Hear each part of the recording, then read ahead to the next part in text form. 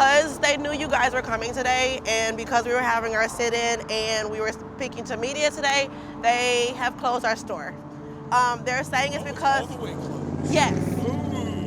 They're saying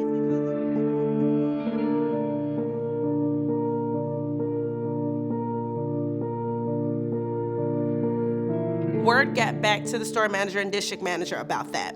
So today our store was closed. They said it was because of a positive COVID case, but and history has it, we've never closed the store immediately and all day for COVID cases.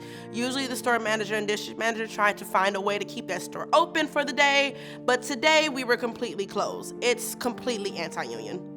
Obviously was a plot and a ploy to stop everything we were trying to do today. Well, all the more reason not to. Yes, exactly. So I'm so glad you guys are here. I was gonna buy y'all a coffee. Obviously I can't. They're desperate, ever since the first store unionized, they did a lot of very cheap, cruel tactics.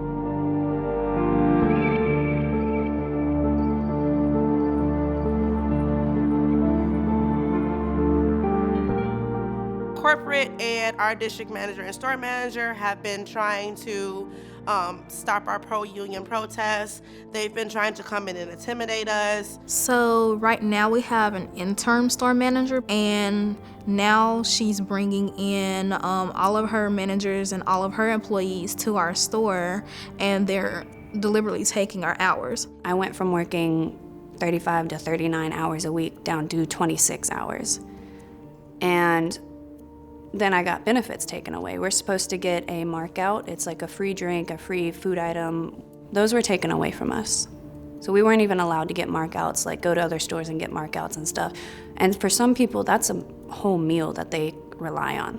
There are some people who go to Starbucks to get that lunch item that they need because they can't afford specific things. They've been pulling policies out of a hat that we never heard of to try to intimidate us. It's not really stopping anything, it's actually putting fuel to the fire.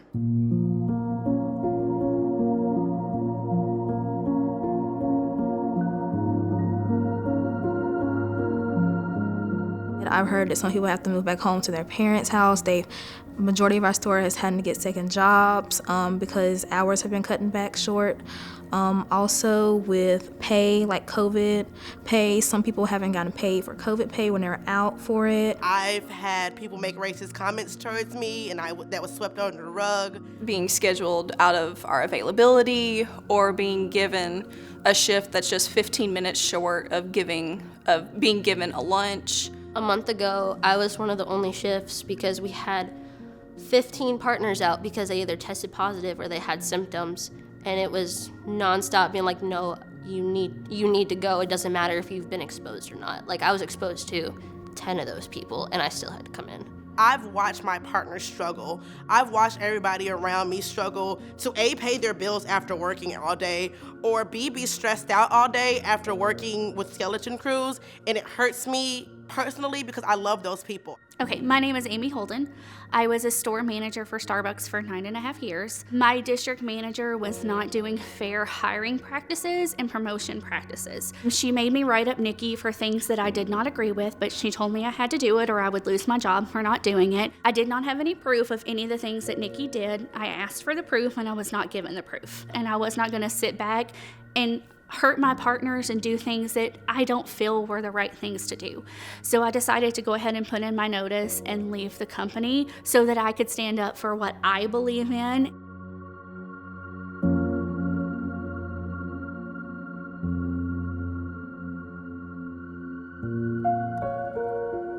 I believe, honestly, with the upper management going down from Howard to Rossann and Kevin Johnson, our leaders, that they're all about profits. They see on paper, it's a number on paper. We want more money in our pocket. The real power comes from the dignity of the work, the dignity of the workers, being able to push against something like that. Was kind of the same power that the first store had when they were unionizing. They were starting to realize, this isn't just happening here, it's happening everywhere.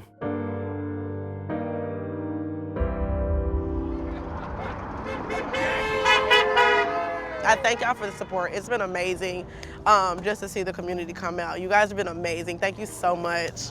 It's nice to see them shaking, too. Yes, it's been amazing. We've had It was Starbucks, the corporation, I guess, Twitter account, saying something about MLK in a very, I guess, marketing style, which was very, it left a bad taste in my mouth, considering that we were here in Memphis, where he, died fighting for the sanitation workers' rights to unionize. Being able to go stand and see that spot and know that he came here and gave his life for the rights of other people to be able to use their voice. My grandfather, he marched in his marches and he did the sit-ins. So it's his very home to me. It's like, I'm following my grandfather's footsteps by doing the exact same things and fighting for what he was fighting for in his days.